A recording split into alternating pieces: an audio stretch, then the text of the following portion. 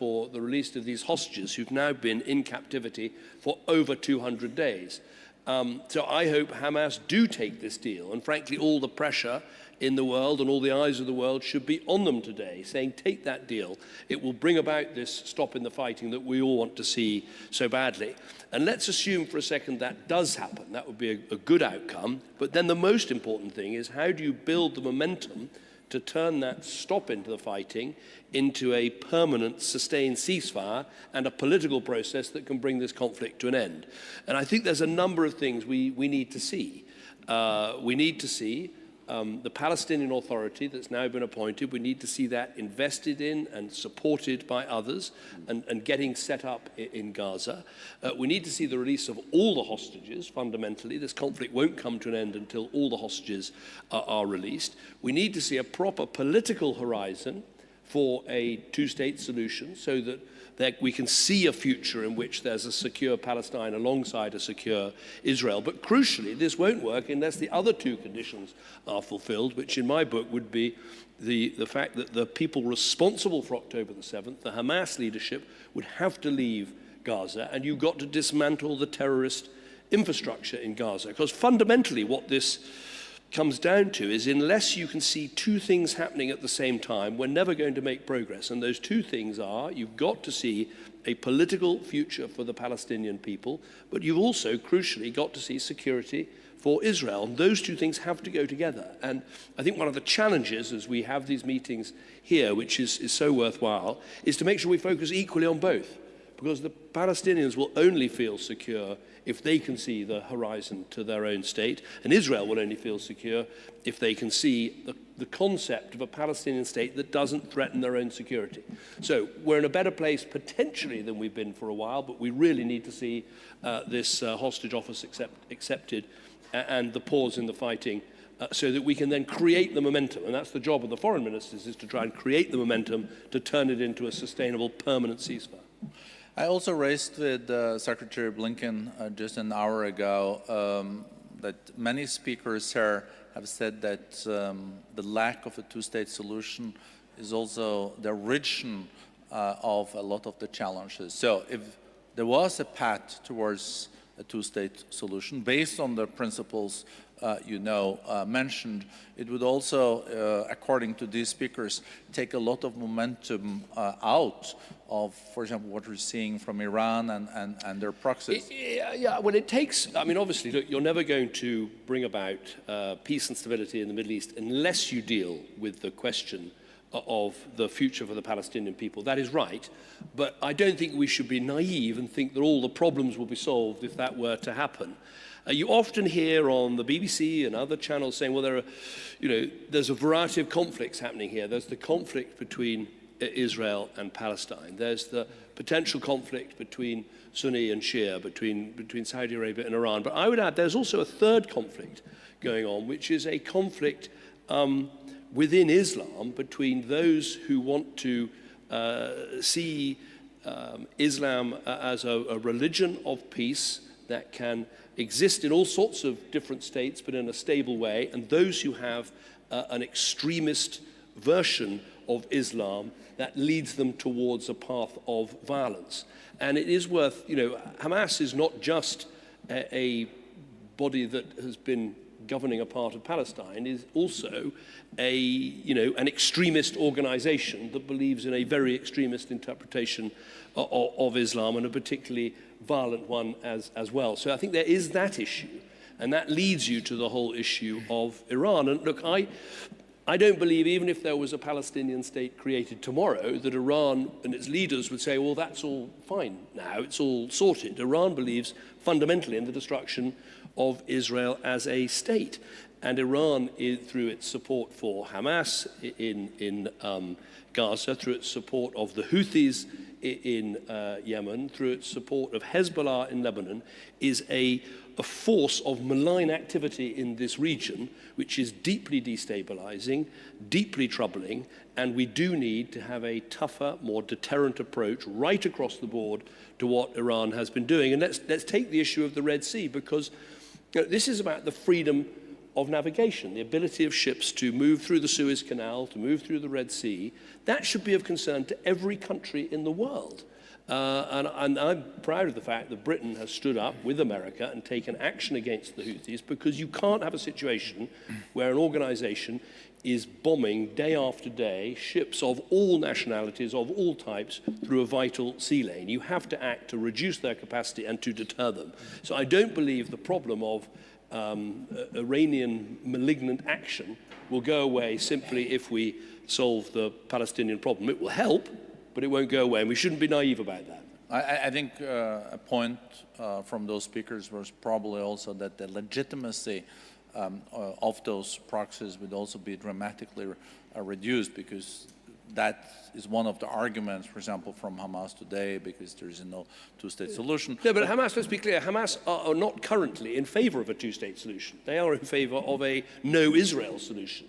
And so, if we're going to find peace, we have to respect the fact, and I respect the fact, that Israel is a state that has a right to exist, a right to defend itself, a right to secure borders. We're never going to solve this unless, as I said, you have the two things together. A state for the Palestinian people that gives them the dignity of statehood, but guarantees of Israeli security. And I think that is absolutely essential, because otherwise you're just going to have the problem reoccurring in a different way. So yes, it needs a change of thinking in Israel about the fact they should support a two-state solution because it's fundamentally in their long-term interest, but it also requires a change of thought amongst Palestinians and others about the nature of the future relationship with Israel. Do you see any change in Israel where in favor of a two-state solution? I think at the moment it's very difficult because obviously on October the 7th they suffered the biggest loss of Jewish life in a pogrom since the Holocaust, and you only have to go to those kibbutzes, as I've been, and see how children were shot in front of their parents. An incredible butchery took place, to realize it's very hard for the Israelis to think how they're going to live with the two-state solution. But that's the job of politicians and leaders and others. We have to make the arguments that ultimately long-term security will be better guaranteed if you have a two-state solution with the security guarantees that we're talking about. So it's not easy, but I think the work, for instance, that the Saudi government has been doing in terms of looking at the next step in the Abraham Accords of potentially normalizing relations with Israel as part of a political solution where, as His Majesty has said, the Palestinians would have to have the prospect of a state.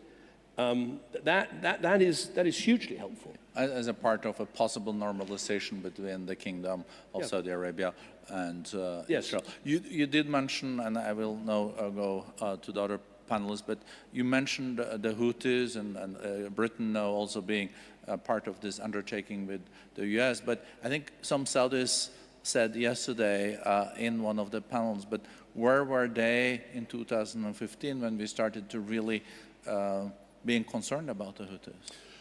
Well, we were actually, in 2015, we were working very closely with the Saudis, trying to bring stability to Yemen on the basis of working closely with our allies. The point I'm making is that when you have that sort of activity, what was happening effectively was the Houthis were claiming they were doing this on behalf of the Palestinian people. That was their claim. And yet what they were actually doing was attacking ships of every nationality and every description as they went through the Red Sea. And that, I think, is just unacceptable. And you have to, the point was they were paying no price for it. There was no cost to them for doing it. And so it's very important to impose a cost on them, which is what we did.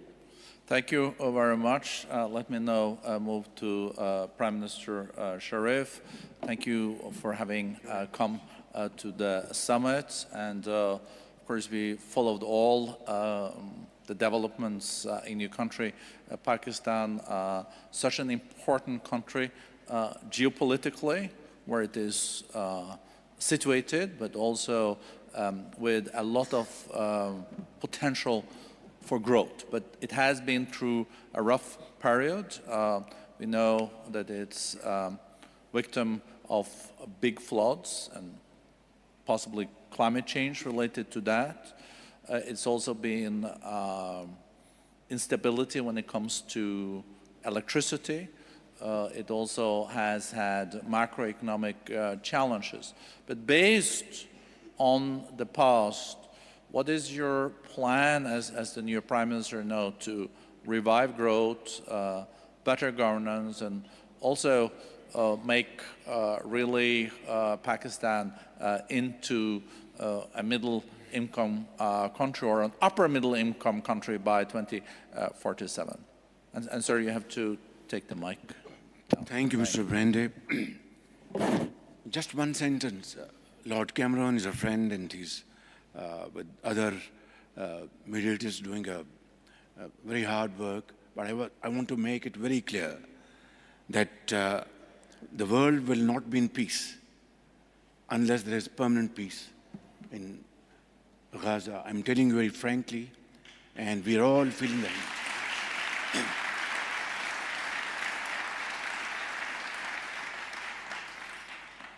And as if it is not already enough, look at what has Ukraine brought to the world.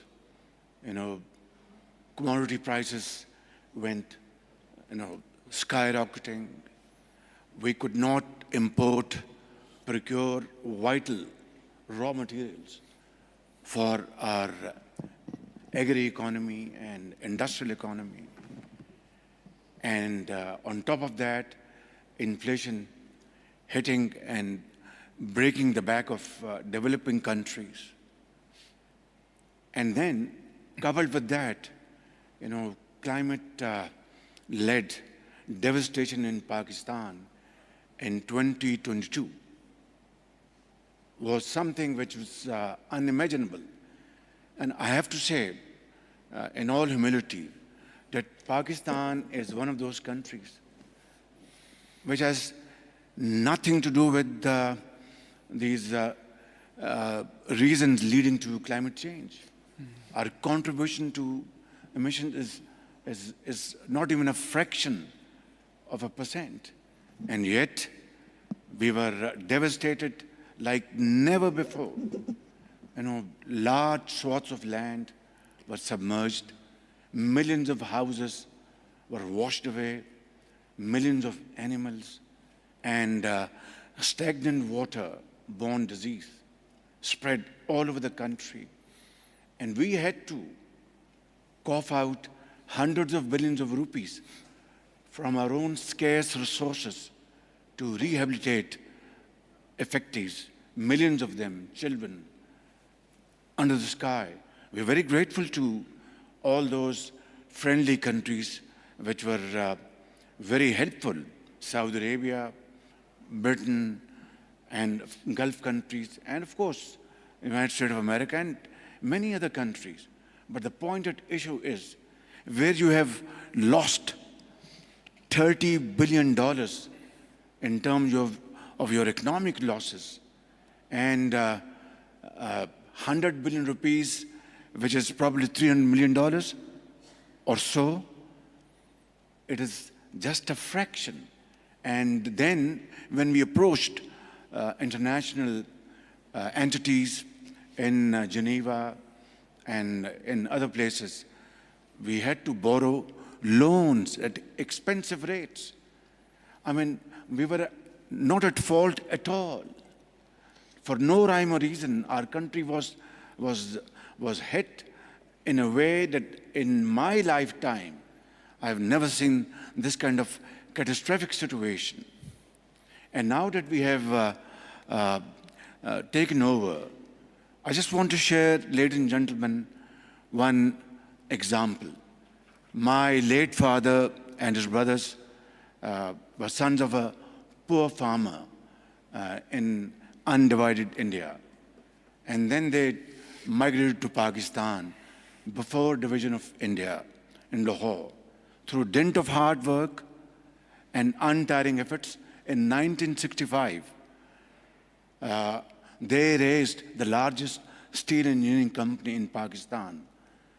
And then on 2nd January 1972, it was nationalized. and there was nothing in their hand to be busy about. Yet, my father and his brothers never lost hope, and they stood up and accepted the challenge. And in the very same government regime, in 18 months, they raised 6 new small factories to avoid further nationalization. Goodness Bank was their banker. They said, come to England, we will give you a lot of opportunities. My father said, no, I was born here and will die here. Now, what is the moral of the story? That wherever there's a will, there's a way. So we are facing these problems, these challenges, but I think global North has to appreciate that global South will survive, then they will survive, and vice versa. We have taken over the reign of the country again after 8th of February this year, and I am now determined, in terms of the example I've just given you, to put things in order. Easier said than done. For example, our power sector is in shambles. I'm being very honest with you. Power theft in a massive fashion, and elitist culture, doles out and hands out being given to those who don't deserve it. Our revenue sector in tatters. Of what we receive annually, we lose at least 4 times that amount through leakages. And unless we plug these loopholes, we'll never be able to recover from these devastating impacts out of actions of our own, nobody else's. Let me be very clear. And then there is also a problem of inflation and debt trap. I call it death trap. Now, all this put together is a big challenge. I have to acknowledge from the core of my heart the support we have been given and received from Saudi leadership. I think a friend in need is a friend indeed, and we will never be able to repay back to them what they've done to Pakistan in difficult times. My friend, under his watch, DFID has been outstandingly supporting Pakistan in education and health. But the point at issue is that we have to stand on our own feet. Yes. And I know this is possible, difficult, but not impossible. And how? That is the point at issue. We are now going for massive reforms, deep-rooted structural reforms. It'll hit me as Prime Minister. Obviously, I have to provide leadership by example, ladies and gentlemen.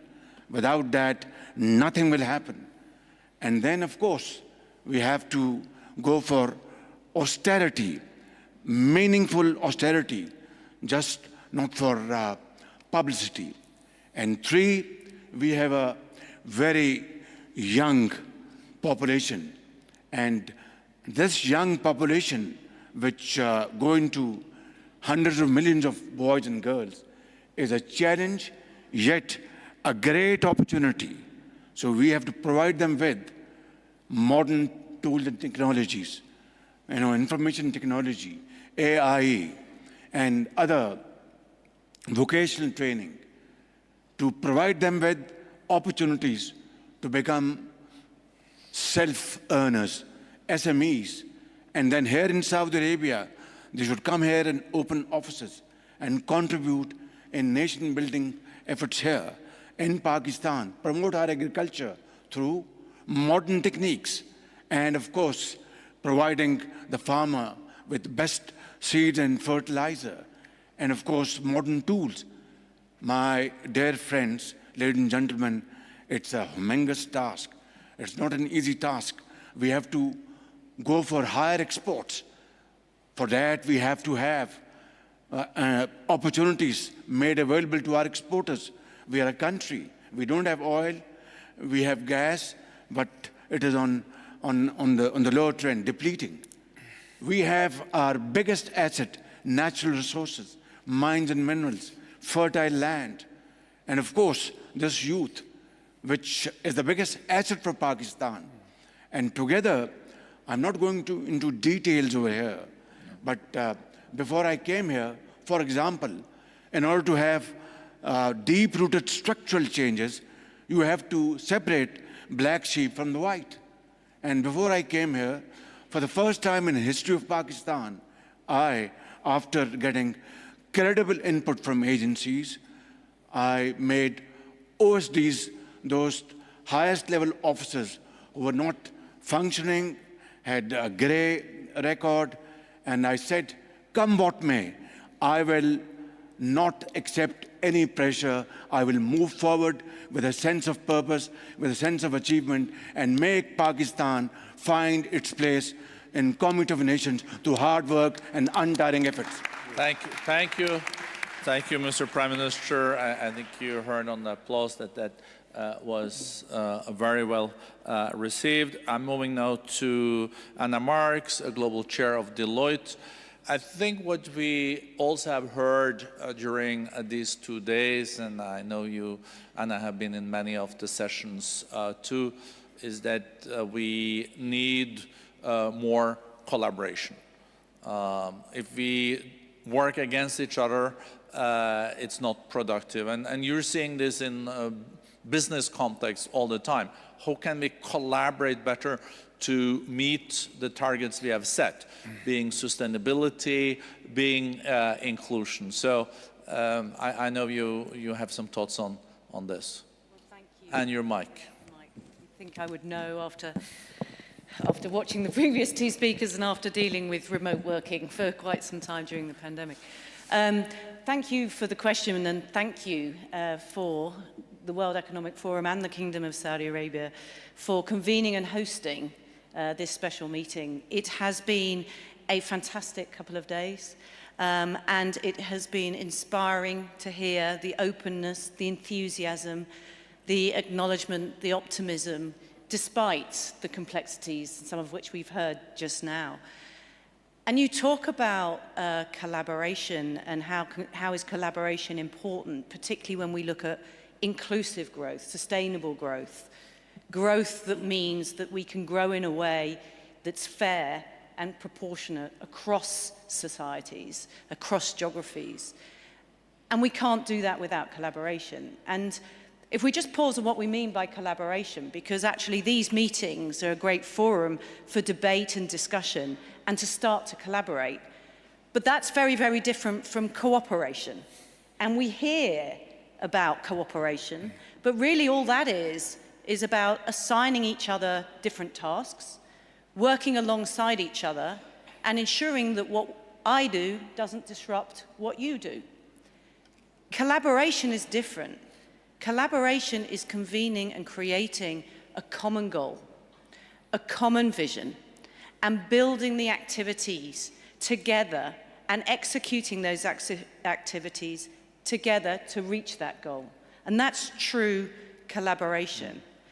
And given the complexities we're facing globally right now, much of which has been debated and discussed over the last couple of days, it's very easy to see and to feel that there's an increase in invisible and visible barriers to collaboration. And I'd encourage us all to look for where we can collaborate, because without collaborating, we can't achieve our goals of truly inclusive growth. And maybe if I just give one example to bring it to life. If we think about the sustainability aspect, you mentioned sustainability, and we talk about the importance of sustainable aviation fuel. Sustainable aviation fuel could have a significant impact on our ambitions around carbon emission reduction. And the International Air Transport Association talks about sustainable aviation fuel probably contributing around 65% or so of the solution to achieve the net zero goals set out for 2050. It's that important. But it's nascent, it's expensive, it's going to take time to produce the production facilities, the raw materials. If we allow this to continue, and if we operate in silos, we won't achieve what we need to achieve, which is to accelerate and to achieve those goals for net zero ambitions. So what we need is collaboration. We need the agricultural waste producers to think about alternative sources of raw material. We need the jet fuel producers to be aligned with that and think about repurposing and building the production capability and processes. We need the transportation sector to think about how do we transport, what are the logistics that are required around that, complying with regulation and so on. We also need airlines to lean into that. We also need policymakers to ensure that all parties can play their part and that they're incentivized to do so in the right way. We need the funding mechanisms to do it. We need the consumer activity. We need actually associations, trade associations to play their part. The ecosystem goes on. So we need true collaboration in order to build the sustainable aviation fuel that we need to help achieve that net zero goal. So that's just one example. If we're going to get to inclusive growth, it's not about cooperation, it's real collaboration across the ecosystem. Thank you. Thank you very much. I think this is a perfect segue over to you, Minister Faisal. We had a big contraction of the global economies during COVID. We'll come back to that with Stefan. But no, many countries are back at pre-COVID levels, most countries. And we see that growth is back, not as high as it used to be, but growth is back. How do you, from the Kingdom's side, see the projection now for the coming year? The Kingdom's economy is doing pretty well and has also diversified. 50% of your GDP is now already non-oil related. So how do you look at global economic outlook? So, thank you, Borge. I believe we view the global economy evolving, but still stuck in a low growth, I'd say, phase, and it's unevenly distributed. If you look, for example, at IMF's recent projection, they've been increased to 3.2, but if you double click on that, you'll see that advanced economies are between 1.6, 1.8% for the coming year, and the US stands out a little bit at 2.7%. If you look at emerging economies, they're a bit higher at 4.2%, driven mainly by India, but also the Middle East and Central Asia. India at 6.5, Middle East, Central Asia at around 4.5% and more. So that's not the growth numbers that we want to continue with. We want to see more global economic growth, and that's why we're convening here. One of the themes is growth, and by that we mean inclusive growth. And how do we get there? We believe there's two things we need to focus on. One, productivity. Productivity has been going down since the global financial crisis at 1%, especially in advanced economies, at 1 percentage point per year. Maybe the US has seen an upward trend recently, but that's still the story. In emerging economies, there are two groups. There's the fast lane, as some experts call it, and the slow lane. The fast lane represents around 3.6 billion people. If they continue at that growth level, they would reach advanced economies level within 25 years. But you're still leaving out 1.4 billion people in the economies that they live in. So productivity needs to see a shift. We need to focus on the tools, the interventions that will help us grow productivity. And if you look at the fast lane countries, most of the growth or most of the performance came from very large investments. We're talking about 20 to 40% of GDP in terms of size. That's large. It's very hard for you to emulate that in emerging economies or most emerging economies. So policies need to be put in place. Investments need to be attracted to the right productive sectors so we can see an upward shift in productivity. That brings me to the second point, which is, I'd say, collaboration or fragmentation. A more fragmented world is a lower growth world. That's a fact. And with fragmentation comes a lot of costs. So we might be happy with the growth rates in some areas, but we know that without collaboration, we can't really achieve higher growth rates for the global economy. We've seen trade profiles change. We've seen countries geopolitically at distance from each other. We've seen, despite that, 20% of trade is across these geopolitical lines, and 40% of that is actually in very crucial products that are highly concentrated. So we need to acknowledge that no country or region can be self-sufficient in a very optimal fashion. Every region needs to import at least for 25% of its consumption from other regions. Coming together and acknowledging that fragmentation is not the best solution, and actually thinking about what Anna said in terms of collaboration, putting together solutions to some of the things that are pulling us apart. And as an example, the recent Middle East conflict and the need for us to find a solution for it is just an example. If we succeed in creating, just as an example, peace in the Middle East, finally, and a lasting peace, this will remove many of the headwind in front of global progress and global economic development. So we need to keep in mind productivity and fragmentation. Well, thank you. Thank you so much, Minister, and you're so right.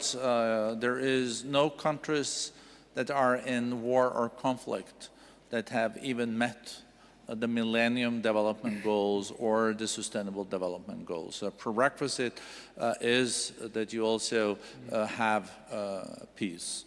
I think that's such it's an incredibly important point. Coming to you, Stefan Bancel, Moderna, I think we all know what Moderna is. We had this question, was it Pfizer or Moderna? You got the last vaccine. I still think we remember that. The reason why I'm mentioning this is that during COVID, it was this pandemic, we've also reminded that health is not only a cost. It also makes sense to invest in health and preparedness. It is a good investment. The cost of inaction far exceeds the cost of action. Before we looked at, oh, the costs are now increasing, maybe we can cut here or here. And how do you see, of course, not only to avoid future pandemics, but also how do you see as a pharmaceutical company that these can be investments and part of reviving growth? Sure. So thank you for having me today. Congratulations to the WEF and to the Kingdom for this great few days, for this special meeting. And it's really exciting to see the change in the Kingdom. I had the chance to come over the last 20 years and to see the dynamism, the optimism, and all the great things happening. Congratulations. So I think too many people, too many policymakers, too many business leaders took healthcare as granted. It was a given. If you take it at a very personal level, if I'm sick, I cannot be a good husband, I cannot be a good father, and also I cannot be a good colleague to my co-workers, and it's true for every one of us. And so health is not a given, and I believe health is never a given. And it's a bit like the environment. That's an analogy I would like to draw here, which I think is important. You know, my wife likes to say, you know, bees don't send invoices. But if we don't have bees anymore, we're all going to be in big trouble. Trees don't send invoices. But if there's no more trees providing oxygen, we're not going to last very, very long. And so I think it's important that we always consider as leaders what is required to enable the prosperity of the people and the growth that is necessary. Just look at long COVID. It is terrible. In the US so far, there's been 16 million people. 16 million people with long COVID, mostly young people in their 20s, their 30s, their 40s. You hear some stories, they are horrible. Somebody who used to be able to jog 5 kilometers a day can barely walk now because the lung damage, which is permanent, is very profound. And it's around the world, young people. 4 million Americans out of job right now because of long COVID. Think about the impact it has on them as people, their families, and on the economy. Think about it as an impact on inflation, just having this talented labor pool not available to create value. You know, a lot of time we talk about healthcare, but I would like to propose that we actually talk about healthcare, but it's not healthcare that we are doing as a society. It's sick care. We are mostly taking care of people that are sick. And if you think about it, we have to really invest much more in prevention. What I think is really exciting today is we are every day learning more and more about how our body works. I believe we are just years away, not decades away, years away from understanding most of the functioning of a human body. That is a miracle in the history of humanity, us on the planet. For hundreds and thousands of years, we had no idea how the body was working. Until recently, we used to bleed people when they were sick, trying to help them, right? So think about the world where we can use that knowledge to help people not get sick. That's how we're going to really help a lot of people across the world, including people, of course, in low-income countries. And I think that's the solution. You know, too many times I talk with public health leaders, and as you say, we talk about vaccine and we talk about cost. Vaccine is one of the best, if not the best, return on invested healthcare dollar. So we should really think about how do we prevent people from getting sick. The world will be much better, and all of us can enjoy a great life versus taking care of people who are already sick. I think that was a very important message, and I will not forget what you said, or your wife said about the bees are not sending invoices or the trees, but they're doing a very important job. And also, what we're doing today is sick care and not health care. How can we also do more preventive? I was hit by COVID thrice, but my lungs are fine. So I'm glad. But I thought that number of Americans with 16 million with long COVID, it was a staggering number. But we don't want to be at the end of the panel, because I'm seeing the clock is really ticking up there. You can see it, but it tells us that we have to land. But I don't want to end on a negative note either. So I was thinking, Stefan, that I just read that Moderna is working on 3 new vaccines. I think they're at trial with the experimental vaccines against new viruses. I guess that's good. Yes, we're actually 28 that are in the clinic right now. Okay. Some will be approved as early as in the next few weeks. But the thing that excites me the most is what we're doing in cancer. We have amazing data in skin cancer. We're working with many regulators to get these to patients as soon as possible. And I think that because of the progress that the scientific community is making in the basic understanding of cancer, I believe, you know, in our lifetime, we're going to see most cancer being able to be taken care of, which would be a wonderful, you know, hope for humanity. Wow. As you know, for so many families, we have all been touched by cancer, 2 loved ones. And I think if we could live in a world where cancer is treatable and not a death sentence, that would be a big step forward for mankind. Yeah. Next decade or in 2 decades? I'm talking years. Again, I'm talking years, and I'm hoping that potentially as early as next year, we will have the first product on the market for cancer. Wow, that's really... I think everyone has had someone, friends or family that has been affected. I think this is also a bit of a segue back to you, Minister Faisal, because I think artificial intelligence also will play an important role in the future of healthcare, I guess also sick care. But artificial intelligence can also respond to what you mentioned about decreased productivity. Productivity is really prosperity. When you can increase productivity, you can pay people higher salaries for doing less, or you can produce higher up in the value chain. I think you have an announcement on artificial intelligence to share with us. Sure. today. Just as a backdrop, maybe, Borge, and to answer your previous question as well. Under Vision 2030, the Kingdom's economic evolution has been moving very robustly. Our non-oil growth, which is what we're very proud of, in 2022, when the Kingdom was the fastest G20 economy in growth, grew at 5.9%, and that momentum is still continuing till today. The IMF projects our non-oil growth to be 5% this year, 5.1% next year. So this is very important for us. Because of our diversification by design, we're moving away from very productive sectors like oil and petrochems and financial services, which means there's a pressure on our productivity to decline. Since Vision 2030, that decline has slowed down. But we're looking for more ways to improve productivity because we want to become a productivity-led economic growth story, not just a resource-led one. And that has led us to prioritize research, development, and innovation, human capital development outcomes, and investments in technology.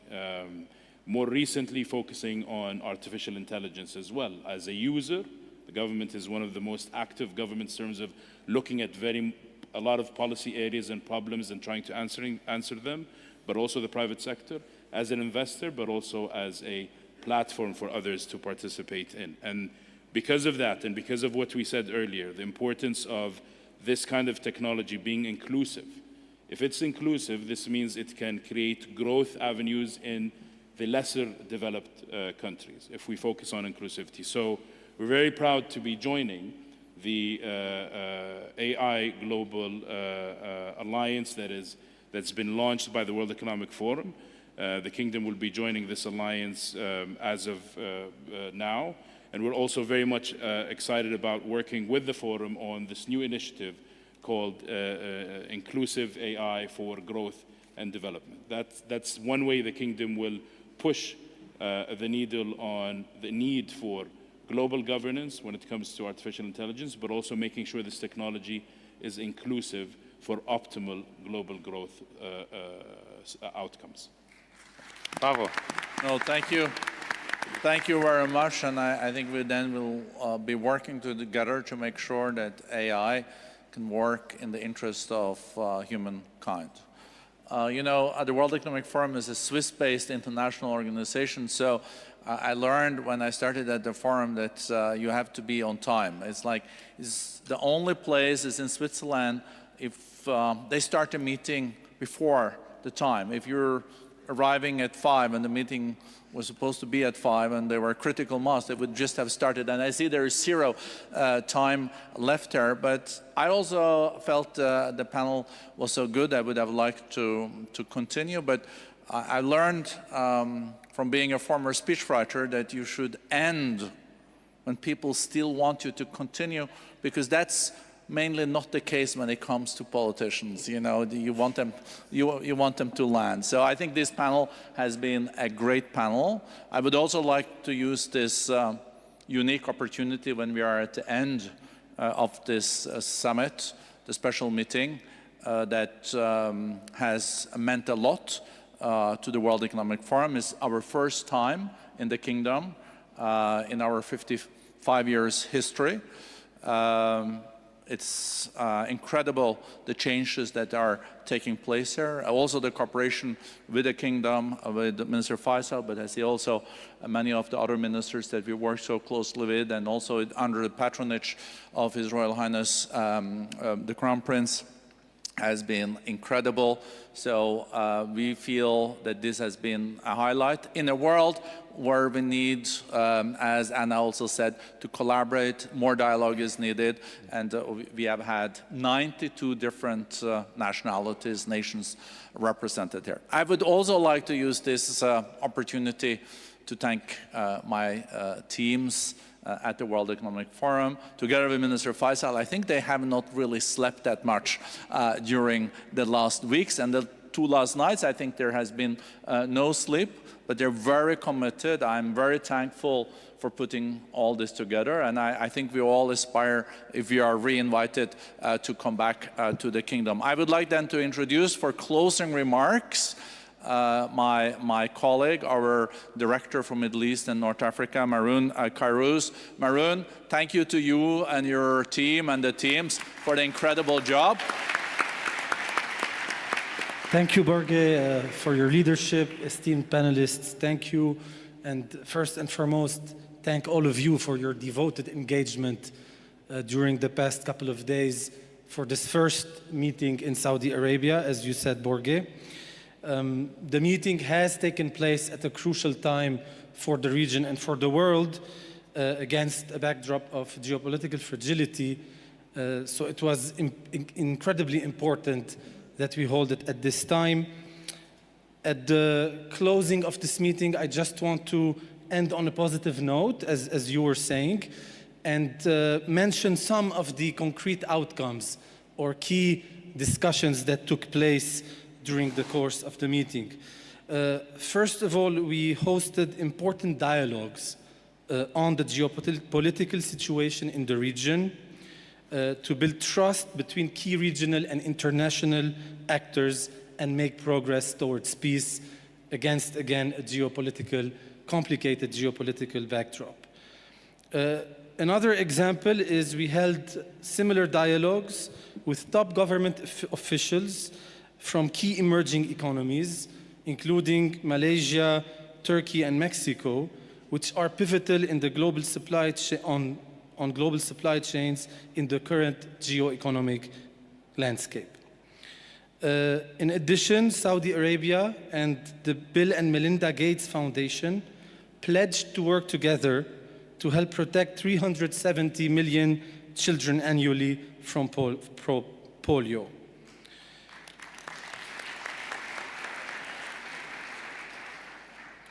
A new forum report was launched that explores how artificial intelligence could revolutionize education systems for educators and students alike, while a new framework will chart a path for governments and employers to expand a global digital workforce.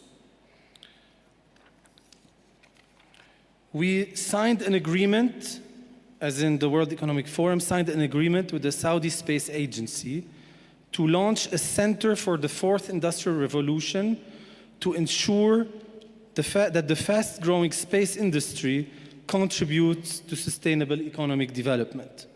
As was just announced by Minister Faisal, Saudi Arabia will join the forum's AI Governance Alliance on Inclusive AI for Growth and Development to identify challenges and solutions to global AI access. On cybersecurity, we published a report on the guiding principles to enhance cyber resilience in manufacturing. Together, we explored policy tools that can scale up the use of clean energy solutions while ensuring equitable growth. For instance, our Global Future Council on the Energy Transition released a report detailing the geopolitical, environment, and economic implications of shifting from fossil fuels to critical minerals. The leaders for Sustainable MENA, a community of CEOs from the region, met to strengthen their corporate climate commitments and to help their suppliers down the supply chain to decarbonize. Our innovators from Uplink launched with the Saudi Minister of Energy and the Ministry of Economy a new circular carbon economy initiative to source startups working on cutting-edge solutions for reducing, reusing, recycling, and removing carbon from the atmosphere.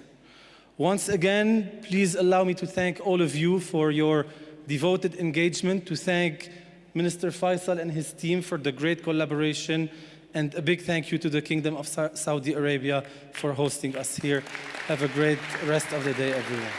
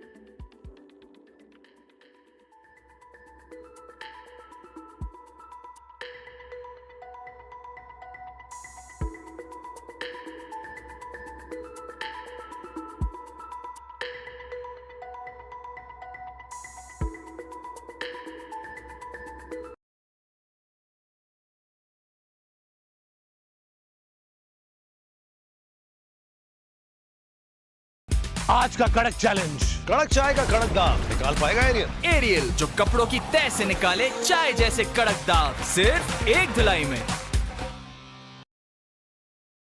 Today we've got something exciting lined up for you. We know that not everyone is a coding wizard, and guess what? That's perfectly okay. In the ever-evolving world of IT, there are plenty of opportunities that don't require you to be a coding prodigy. So, if you're ready to explore the top 10 IT jobs that don't require coding skills in 2024, you're in the right place. Let's dive right in. Number 10, IT Project Manager. Kicking off our list at number 10 is the role of an IT Project Manager. This job is all about coordination, planning, and making sure that IT projects run smoothly. No coding required, but excellent organizational and communication skills are a must. You'll be the captain of the ship, steering the project to success. As an IT project manager, you'll find yourself overseeing teams, budgets, and timelines. Your ability to juggle multiple tasks and keep everyone on the same page will be your greatest asset. In this role, your primary focus will be on delivering projects